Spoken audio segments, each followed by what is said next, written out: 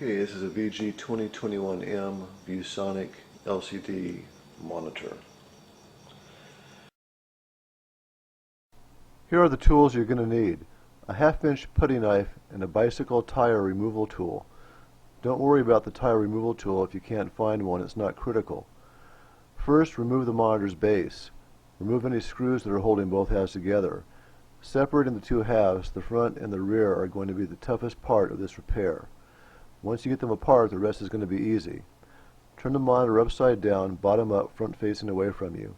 Insert the putty knife in the slot between the front and the rear panels. Push it in a little bit and push the tip down while trying to separate the two halves. Continue down the bottom of the monitor, keeping the halves separated as you go. Once you reach the edge, start on the sides, moving down both sides one at a time. After the bottom is separated and both sides are separated, the rest should be easy. Here's the back of the monitor. You can see the tabs that run along the sides of the monitor that hold the two halves together. The top snaps into the bottom. You want to try to avoid breaking these as you separate both halves. Okay, this cover is what covers the circuit boards, the power board and the video board. It's typically held on by 4 screws, and there's a bunch of wires going into it as well. Remove all the connections.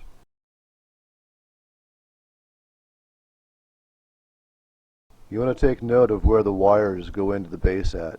Use a felt tip marking pencil and mark which wire goes where, so when you reassemble this you'll be able to remember how to reconnect them up properly.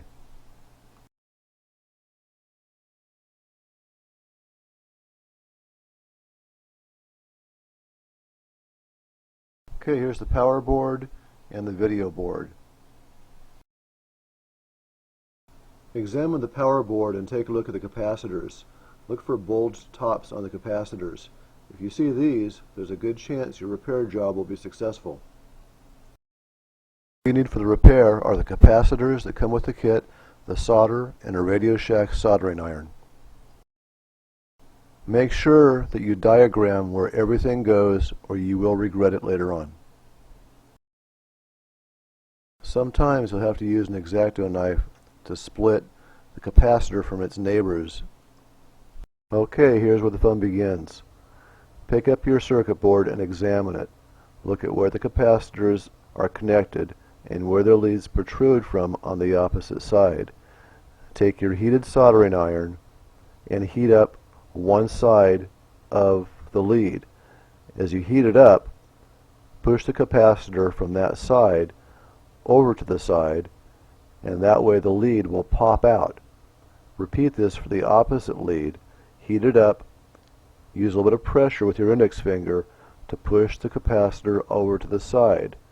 When you do this, the capacitor will pop right out. Don't force a capacitor out that hasn't been completely desoldered, or you can damage the circuit board. If you accidentally desolder the wrong thing, it's very easy to just resolder it and everything will be fine.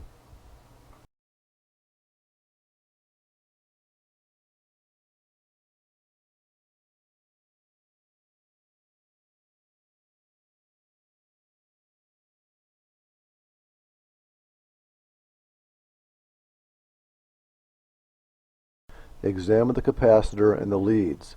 The negative lead will always be the shorter one. The stripe on the side of the capacitor also indicates which side of the capacitor is negative.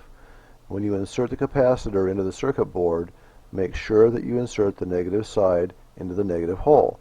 The board should be clearly marked, and this is very, very easy. Just make sure that you insert the capacitor properly, negative to negative, positive to positive.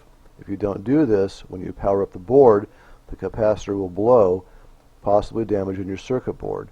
Just examine the board and you'll see very clearly where the negative and the positive leads go.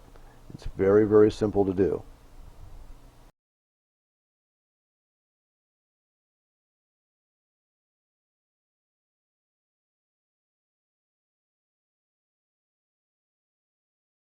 After the capacitor has been seated, turn the board over and bend the leads to the sides. That way the capacitor will be held in place, ready to be soldered in. Okay, once all the capacitors have been seated, it's time to do the soldering. Heat up the soldering iron and take the solder that came with the kit, hold the solder down by the hole, heat up the lead and the solder should flow very, very easily around the lead and over the hole, making a nice clean solder joint. As you can see, it takes just a second or so to hold the solder down there, heat it up, and get the solder to flow right around the lead. It takes very, very little solder to do this, so don't use too much.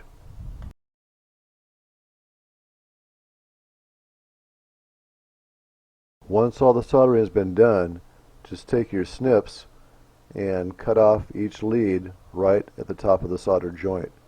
Just takes a second or so, and this is the last part of the job prior to putting everything back together again. Once you're to this point, you're just about done.